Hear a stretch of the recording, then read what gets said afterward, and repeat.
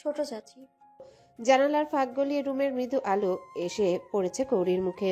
সেই লুকোচুরি আলোতে সাজবিহীন একটা স্বর্ণের টিকলিতে মেয়েটাকে অপূর্ব লাগছে। নিটোল ফর্সা কপালে ওই আকাশের নক্ষত্রের ন্যায় জলজল করছে টিকলিটা।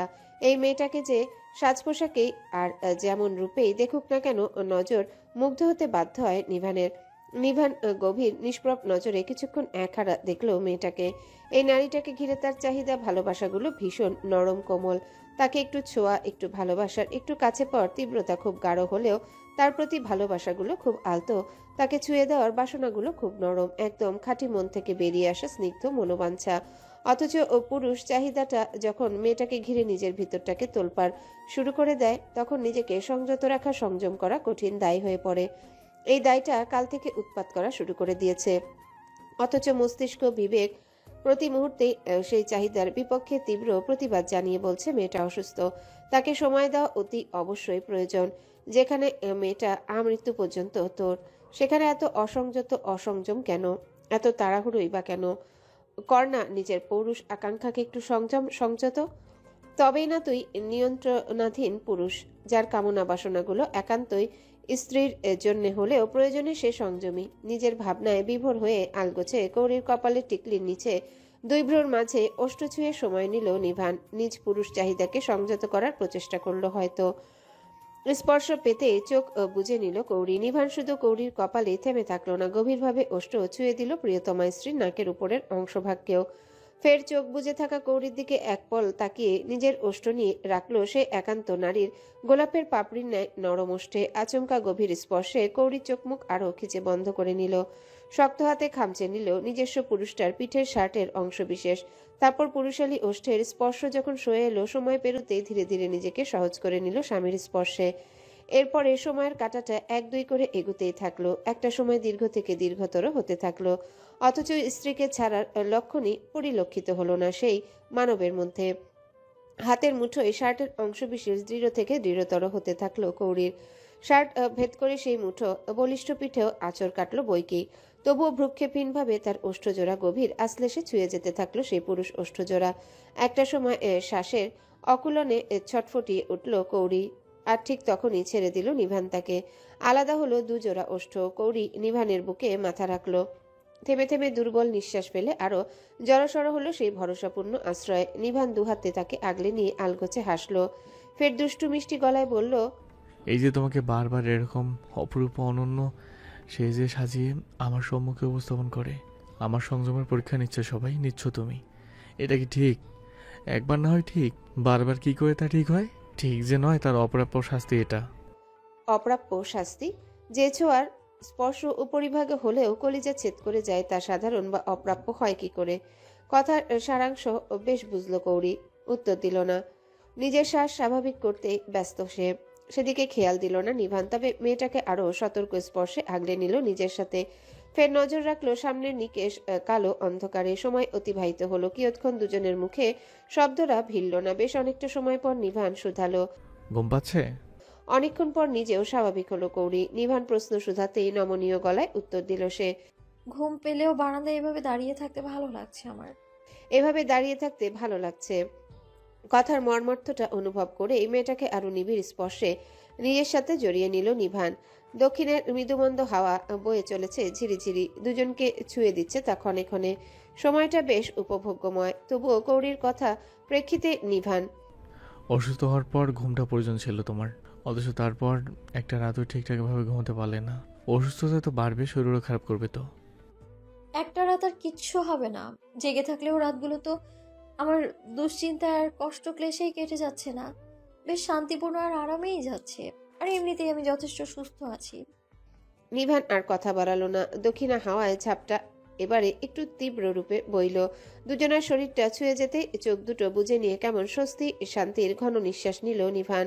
কৌরি সেটা বুঝতে পেরে মাথা উঁচু করে আবারও তাকালো নিভানের মুখের পানে। তখনও নিভান চোখ বুজে। তবে চোখ বুজেও কৌরির গতিবিধি অনুভব করতে পারলো। কেমন অদ্ভুত গলায় বলতে থাকলো। মায়ের সাথে এই বাড়ি থেকে চলে যাওয়ার পর আরো দুবার এসেছি। এই ভুতুরে বাড়িটা আমাকে অদ্ভুত শান্তি দেয়, স্বস্তি দেয় জানো। এখানে আলো বাতাস, খোলা আকাশ, এই ভূতের বাড়িটা সবকিছু কেমন আমার আমার মনে হয়, একান্ত নিজস্ব মনে হয়, আপন আপন মনে হয়।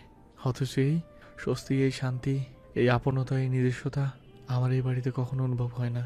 এই বাড়িতে সামান্য শিশুকাল ছাড়া আমার কিচ্ছুটি মনে নেই। এই শিশুকালও ধোঁয়াশার মতো, শুধু একদল আবছা স্মৃতি। তা সত্ত্বেও বাড়িটা কেমন যেন আমাকে টানে। অথচ বাড়িটাই আমার শৈশব কৈশোর বেড়ে ওঠা। কত কত স্মৃতি, ভালো মন্দ সব কিছু থাকা সত্ত্বেও বাড়িটাতে আমি সেই আপনতার নিজস্বতা খুঁজে পাই না। নিয়ম করে স্বস্তি শান্তি প্রশাস তো সেরেই যায়, তবে প্রাণ খুলে স্বস্তি শান্তি পাই না। সবসময় মনে হয় বাড়িতে আমার বলতে কিচ্ছু নেই, কিচ্ছু না। কৌরি অবাক। অদ্ভুত শোনালো নিভানের গলার প্রতিটা বাক্য, অথচ সেই অদ্ভুত গলার স্বরটা পড়ার ক্ষমতা হলো না তার। পুরুষালী স্বরের সেই শব্দগুলি অনুরাগ, অভিযোগ নাকি অভিমান মিশানো ছিল বুঝলো না কৌরি। কেমন আশ্চর্য গলায় বলল, ও বাড়ির সবাই কিন্তু আপনাকে খুব ভালোবাসেন। বড় মার কথা বাদ, আঙ্কেল কিন্তু আপনাকে প্রচন্ড স্নেহ করেন, ভালোবাসেন। ইভান ভাইয়া, মান্যতা আপু, এমনকি নাফিম, মৌনতাও কিন্তু যথেষ্ট শ্রদ্ধা আর ভালোবাসেন আপনাকে। তুমি যে সুন্দর চিত্রটা বাড়িতে এসে দেখেছো কৌরি, এমন চিত্রটা আগে ছিল না ও বাড়িতে। আর নিবানকে ভালোবাসার মানুষও তখন ও বাড়িতে সীমিত ছিল কৌরি, খুবই কম। হয়তো সংখ্যায় মা বাদে ওই একজন লোকই ছিল যার পিতৃ সেনে কখনো তাকে ওই বাড়িটা পরিত্যাগ করতে হয়নি। বারবার তার এগোনো পাকে আরও দুকদম পিছিয়ে দিয়েছে, আটকে রেখেছে নিজ মায়াজালে। তবে সেই মানুষটাও কি জানতো এ বাড়িটা সারাটাক্ষণ ওই ছোট্ট নিভান কি কি সহ্য করতো? কত ছোট বড় কূটবাক্য শুনতে হয়েছে তাকে। নিজের বলে কিচ্ছুই নেই, পরের ছেলে বলে ডাকতো। পরের ছেলে বলে কত লাঞ্ছনা, অবাঞ্ছিত কথা শুনতে হয়েছে। কোনো কিছু ধরা, কোনো কিছু ছোঁয়া একচ্ছত্র অধিকার ছিল না সেই ছেলেটার। সম্পর্কের সূত্র অনুযায়ী নিবেনের ডাকগুলো তাদের পছন্দ হতো না। যার ছিল সব, অথচ ধরা ছোঁয়ার অধিকার ছিল না কোনো কিচ্ছু। সে যে পর রক্ত ছিল আকাশাও।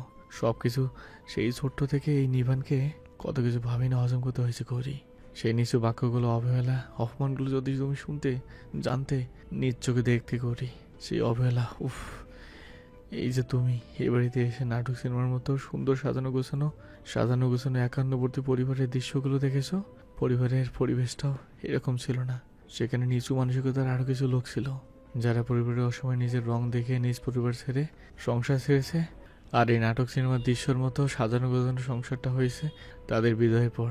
যদিও সাজানো গোছানো সংসারটা করতে বেশ সময় লেগেছে, আর সেখানে আজীবন অবহেলা অবজ্ঞা সহ্য করে দুটো মানুষের মুখ চেয়ে নিজের ইচ্ছে আকাঙ্ক্ষা পরিত্যাগ করে কঠিন অবদানের মধ্যে নিভান তার প্রতি শ্রদ্ধা, সম্মান আর ভালোবাসার জায়গাগুলো নিজ গুণে অর্জিত করে নিয়েছে। এসব শ্রদ্ধা, সম্মান, ভালোবাসা তোমার নিভান এমনি সহজে পায়নি করি, বিনিময় দিয়ে পেতে হয়েছে।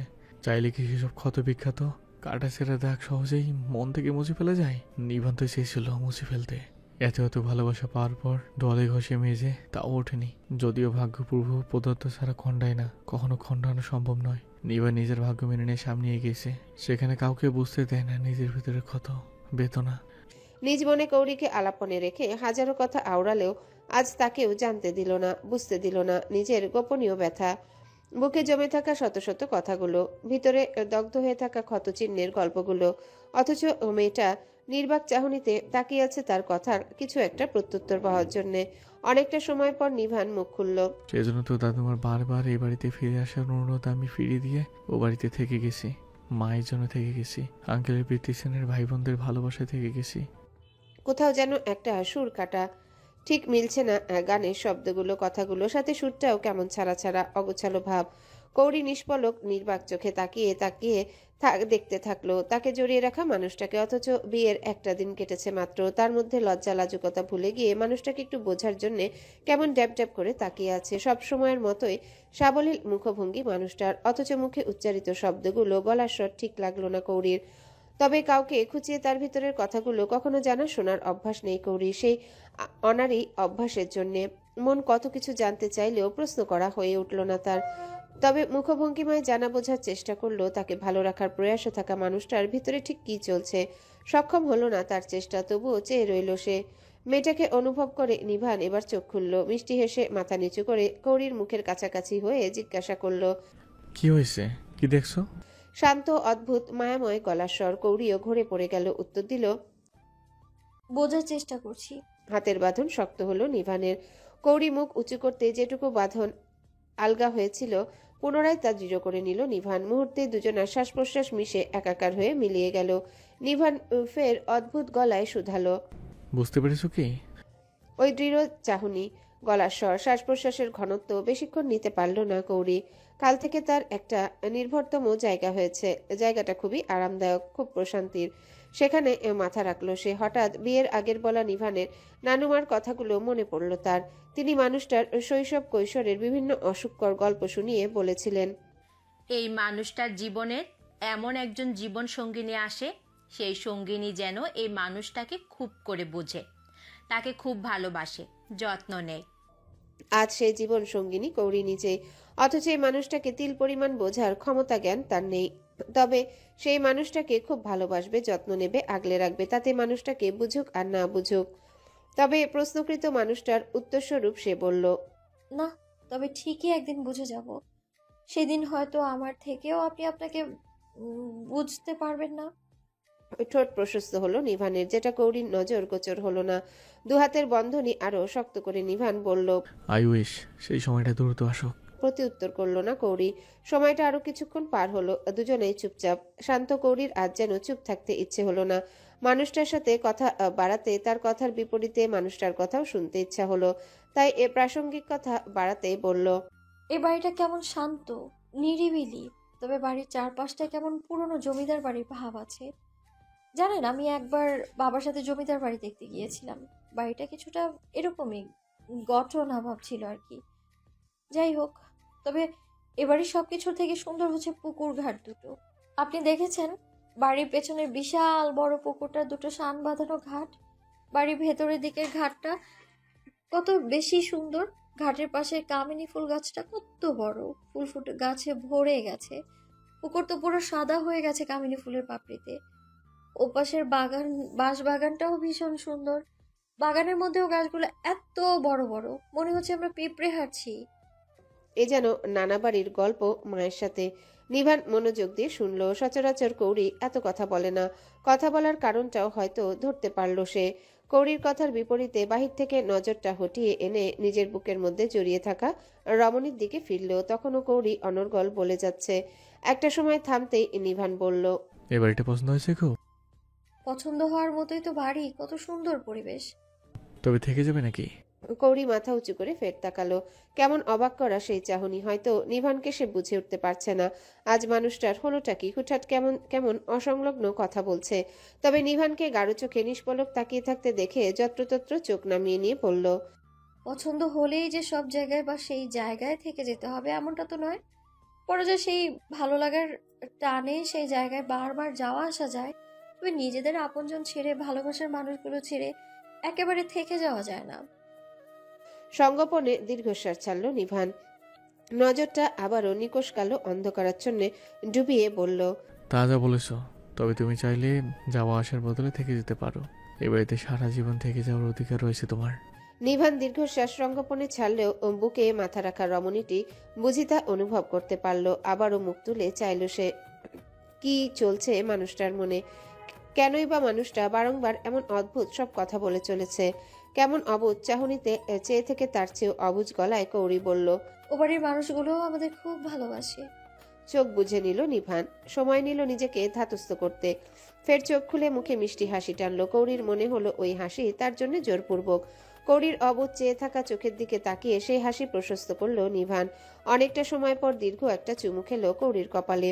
ফের কৌরির মাথায় পিছে হাত রেখে নিজের বুকে চেপে ধরে বলল, হুম, সবাই আমাদের খুব ভালোবাসে। সহজ শব্দের কিছু বাক্য একটু আগে কৌরিরও উচ্চারণ করলো, অথচ এতটা বিস্বাদ অস্বাভাবিক কি লেগেছিল নিজের কানে? না তো। তবে খুব শান্ত সহজ গলায় বলা মানুষটার কথাগুলো এত অস্বাভাবিক শোনালো কেন? কি চলছে মানুষটার মনে? তার কি কোনো কারণে মন খারাপ, নাকি কিছু নিয়ে দুশ্চিন্তায়? কয়েকটু আগে তো সবকিছু ঠিকই ছিল, তবে হঠাৎ কি হলো? আমার কেন মনে হচ্ছে আপনি ঠিক নেই? পুরনো স্মৃতিগুলো মনে পড়তেই কেমন যেন বিষাদে ছেয়ে গিয়েছিল ভিতরটা। হয়তো তার আজ কথার মধ্যে প্রভাব ফেলছে। আর তার শান্তশিষ্ট বুদ্ধিমান বউটা ঠিকই সেটা অনুভব করতে পেরেছে। কৌরিকে নিবিড় বন্ধনে জড়িয়ে নিয়ে নিজেকে স্বাভাবিক করার সময় নিল নিভান। ঘন ঘন শ্বাস ফেলল। ফের কিছুটা প্রাণবন্ত গলায় বলল, বাহ, আমার বউটা বলতে বলতে আমাকে বুঝতেও শিখে গেছে। Not bad. সিরিয়াস প্রশ্নের প্রাণবন্ত উত্তর কৌরি আশা করেনি। বিধায় উত্তরে একটু লজ্জা পেল। তাই প্রসঙ্গ ঘুরাতে মাথার মধ্যে চলা কৌতূহল থেকে প্রশ্ন শুধালো, এই বাড়িটা তো বিশাল বড়। বাড়ি বাদেও আশেপাশে জায়গাও তো অনেক। তবে এ বাড়ি ছেড়ে বাবাকে ওখানে কেন সমাধিস্থ করা হয়েছে? এই বাড়ি থেকে তো কবরস্থান বেশি দূরে নাই। দূরে নাই বলে আবার ভুল, 15 থেকে 20 মিনিটের রাস্তা। মেন রাস্তার পাশে ওই কবরস্থান। জায়গাটা সম্পত্তি তালুকদার বংশীয়, আমাদের বংশীয় নাম। ওটা অনেক আগের পুরনো কবরস্থান, তালুকদার বংশীয় পারিবারিক কবরস্থান। ওখানে কোনো বাহিরের মানুষ নয়। এই তালুকদার বাড়ির মৃত ব্যক্তিদেরই শুধু সমাধিত করা হয়। বাবার বাবা, দাদু এবং তাদের দাদুদের আরও প্রিয় নাকি ওখানে সমাধিত করা। পাশে যে মসজিদটা দেখছো, ওটা অনেক আগের স্থাপিত, এখন নতুনত্ব করা হয়েছে। 15-20 মিনিটের পথ, তবে আজ এই বাড়িতে আসতে এত সময় লাগলো? কাল রাতে যখন নিভান তাকে নিয়ে বাবার কবরস্থানে আসলো তখন এত সময় লাগেনি। তৎক্ষণাৎ প্রশ্ন শুধালো সে। কাল রাতে তো কবরস্থানে আসতে এত সময় লাগেনি, তবে আজ এ বাড়িতে আসতে এত সময় কেন লাগলো? রাতের রাস্তায় জ্যাম ছিল না, তাই ফাঁকা রাস্তায় সময় লাগেনি আসতে। জ্যাম থাকলে অবশ্যই আজকের মতো এত সময় লাগতো আসতে। এই সহজ কথাটা কৌরির মাথায় ছিল না। তবে কাল এবাড়ির এত কাছাকাছি থেকে ঘুরে গেল তারা। হঠাৎ নিভানের বলল, আমি মারা গেলেও মাকে বলে রেখেছি ওই কবরস্থানে বাবার পাশে যেন আমাকে সমাধিত করা হয়।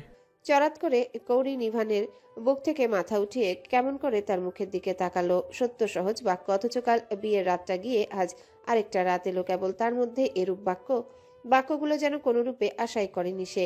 তবে নিভান যতটা সহজভাবে সাবলীল গলায় কথাগুলো বলল, কৌরির পরাণটা যেন তার চেয়ে চৌগুণ অস্বাভাবিকভাবে ছটফটিয়ে উঠল। ঠোঁট দুটোই সে তালে তাল মিলিয়ে সহসা বলে উঠল। এ কেমন অশোভনীয় কথা! নিভানের যেন হুঁশ ফিরল। হুট করে মৃত্যু নামক বাস্তবতাটা তার গলায় এত সাবলীল ভাষায় নিতে পারেনি কৌরি, তাই এমন প্রতিক্রিয়া। এরকম একটা মুহূর্তে তারও হয়তো বলা উচিত হয়নি। তবে স্ত্রীকে বিচলিত হতে দেখে অদ্ভুত এক শান্তি পেল নিভান। সান্ত্বনা স্বরূপ নরম গলায় বলল, অস্বাভাবিক কথা কেন হবে? মৃত্যু সত্য। তুমি আমি কেউ এই কঠিন সত্য থেকে মুখ ফিরিয়ে এড়িয়ে যেতে পারবো না। সেখানে কার কখন পূর্বটাকে সাড়া দিতে হয় তার আগে নিজের ইচ্ছাটা প্রকাশ করে যাওয়া ভালো। বাবার পাশে থাকার ইচ্ছেটা আমার সেই বাবা মরে যাওয়ার পর থেকেই। ওই ছোট্ট মনটা যখন বাবাকে চিরনিদ্রে ঘুমিয়ে থাকতে দেখলো, মায়ের কাছে সে জেদ করেছিল বাবার পাশে বাবার সাথে ঘুমানোর। তখন মারা যাওয়া কি বুঝতাম না। মা আমার শেষ জেদটা পূরণ না করলেও ইচ্ছেটা আমার নষ্ট হয়ে যায়নি, ক্ষীণ হয়নি। তুমি আমার জীবনে আসার আগে প্রায়শই যখন বাবার সাথে কবরস্থানে দেখা করতে আসতাম, শুধু বলতাম, বাবা তোমার কাছে কবে চলে আসবো, কবে তোমার পাশে তোমার মতো করে শান্তিতে ঘুমাবো। তারপর তুমি এলে। বাবার কাছে তাড়াতাড়ি যাওয়ার ইচ্ছাটা আমার ক্ষীণ হতে শুরু করলো, তবে নষ্ট হয়নি। একদিন তো যেতেই হবে, জায়গাটা নির্ধারণ করে রাখলাম।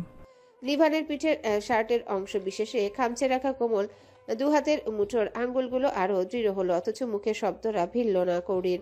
সামনের মানুষটার সাবলীল বলে যাওয়া শব্দতে আপাতত বাক্য হারাসে। ডাগর ডাগর হরিণী চোখ দুটো দিয়ে শুধু নির্বাক চাহনিতে দেখে গেল সামনের শ্যাম পুরুষটাকে। হঠাৎ নিভানকে যেন অচেনা ঠেকলো তার। গম্ভীর হলেও যে পুরুষটাকে সে জানতো, সে পুরুষটাও যেন এই পুরুষটা নয়। যদিও কথার প্রসঙ্গে কথা উঠেছে তাই বলে কাল বিয়ে হতে না হতে আজ মৃত্যুর কথা, সেই অচেনত্ব বাড়িয়ে দিয়ে কিছু একটা মনে পড়তেই নিভান শুধালো, সেদিন ওই অ্যাক্সিডেন্টে যদি আমি না ফিরতাম, মরে যেতাম, তুমি অন্য কারণ নীরব ভালোবাসে এইভাবে তাকে জড়িয়ে ধরতে করি। এবার কৌরির বিচলিত বাড়ল। সেই না হওয়া ভবিষ্যতে সে কি করত কি না করত তার জানা নেই, জানে না সে।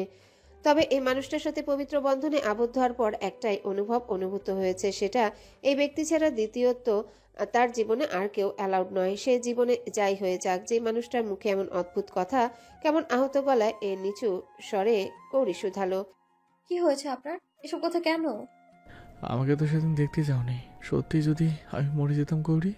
এ কেমন অবুঝপনা! এই মানুষটার সাথে কি এরকম অবুঝপনা কথাবার্তা মানায়? তবুও বলল, আমি সেদিন আপনাকে দেখতে যেতে চেয়েছিলাম। আপনি আমাকে বিশ্বাস করুন বা না করুন, এটাই সত্য। তবে আমার ভেতরটা কি চেয়েছিল সেটা আমি কাউকে বহিঃপ্রকাশ করতে পারিনি, যার দায়ভার দোষী সাব্যস্ত হতে হয়েছে আমাকে। কৌরি সহজে আবেগপ্রবণ হয় না। হঠাৎ হঠাৎ কেঁদে কেটে ভাসিয়ে দেওয়ার ঘটনাটাও সে কেঁদে কেটে ভাসায় না। তবে আপনজন হারানোর বেদনা সে জানে। কাল বিয়ে হতে না হতেই এই মানুষটার এমন সব কথা আপনজন হারানো মনটাকে টরিয়ে দিল, দুর্বল করে তুলল। তাই নিভানকে কৈফিয়ত দেওয়ার সময় ডগর ডগর চোখে জল ছলছল থই থই না করলেও গলা কাঁপল তার। সেটা অনুধাবন করে নিভান এবার সত্যি নিজের প্রতি বিরক্ত হলো। এত আবেগ, এত অনুভূতি বহিঃপ্রকাশ তো সে কখনোই করে না। তবে আজ কি হলো? আর করলোই যখন, এমন একটা সময় একটু হিসেব করে রয়ে শোয়ে কথা বললে কি হতো? এত আবেগপ্রবণ হয়ে মেয়েটাকে কষ্ট দেওয়ার খুব দরকার ছিল কি? যেখানে তারা সদ্য বিবাহিত দম্পতি, মেয়েটার মনে কি প্রভাব পড়তে পারে জেনেও বোকামি করতে কেন চাইলো মন? উফ! আপনি আমার উপর এত অসন্তুষ্ট? কৌরির পিঠ থেকে হাত সরে এসে গলার পিছে এসে থামলো নিভানের হাতজোড়া। গলা ছুঁয়ে সেই হাতজোড়া থামলো কৌরির মসৃণ তুলোর মতো দুগালে। ছোট্ট মুখটা দুহাতে আজলে নিয়ে নিভান নরম আদুরে স্বরে বলল, কে বলেছে আমি তোমার উপর অসন্তুষ্ট? আমি তোমার উপর অসন্তুষ্ট নই। তুমি এইসব কথা কেন? পুনরায় সেই অভিযোগ আর মৃত্যু? আমরা জানি মৃত্যু অবধারিত, তাই বলে আজকের দিনে এইসব বলবেন আপনি? নিভান এবার স্বতঃস্ফূর্ত হাসলো, তবে মৃদু হাসি। লাজ লজ্জা ভুলে সেই চমৎকার হাসি মাখানো ঠোঁটের দিকে চেয়ে রইল কৌরি। তৎক্ষণাৎ সেই হাসি মাখা ঠোঁট নড়ে উঠল, কেমন মায়া মায়া স্বরে প্রকাশ করলো, সরি মন খারাপ করে দেওয়ার জন্য। তবে তোমার যদি আমাকে নিয়ে এত সংশয়, এত ভয় হয়, তবে প্রভুর কাছে তোমার প্রার্থনায় সবসময় আমাকে রেখো গৌরী। কৌরি চোখ বুজে নিল, মনে মনে বলল, সে রাখতেই হবে। তবে তৎক্ষণাৎ চোখ খুলে ফেলল সে। মুখের খুব কাছে গোচর হলো সেই মায়া মায়া শ্যামবর্ণ মুখ অবয়ব। খুব সাহসিকতা দেখিয়ে কাল রাতে একটা লাজ লজ্জাহীন কাজ করেছিল কৌরি, সেটাতে পরক্ষণে লজ্জাও পেয়েছিল খুব। তবে কালকে সেসব ভুলে বিয়ের দ্বিতীয় দিন গিয়ে রাতে কৌরি আরো একটা নির্লজ্জতামি কাজ করলো। বাম হাতটা নিভানের পিঠের শার্ট খামচে রেখে ডান হাতটা নিভানের মাথায় এনে রাখলো। ছোট ছোট করে কাটা চুলগুলো হাত রাখতেই সর্বাঙ্গ শিহরে উঠল তার। ভিতরে অনুভূতিরা তখন রন্ধে রন্ধে ছটফটালো। তবে সেসবে পাত্তা না দিয়ে হাত দিয়ে নিভানের মাথাটা নিচু করে নিল, ফের মুখ উঁচিয়ে নিজের নরম ঠোঁটটা ছুঁয়ে দিল সেই চওড়া কপালের মাঝে। হাত পায়ের তীব্র কম্পন টের পেয়েও ঠোঁট সরালো না কৌরি। আজ সকালেও ভেবেছিল এই দুঃসাধ্য কাজটা তার দ্বারা কখনোই হবে না, অথচ দিন পেরিয়ে রাত গড়ানোর আগে সেই দুঃসাধ্য কাজটা সে করে ফেলল। শ্যামবর্ণ মায়াময় মুখটা আজ তার লাজ লজ্জা ভুলিয়ে দুঃসাধ্য কাজটা করিয়ে নিল। নিভান বিস্মিত হলো বইয়ের কাজে, তবে হাতের বাঁধন দৃঢ় করার সাথে সাথে শান্ত হয়ে উপভোগ করলো বইয়ের ভালোবাসা। হ্যালো বন্ধুরা, পরবর্তী পার্ট খুব তাড়াতাড়ি আসবে, তো সবাই অপেক্ষায় থাকো। আর চ্যানেলটি যারা এখনো সাবস্ক্রাইব করোনি তারা পরবর্তী পার্ট দেখার জন্য চ্যানেলটি সাবস্ক্রাইব করে রেখো। ধন্যবাদ সবাইকে, আমাদের সাথেই থেকো।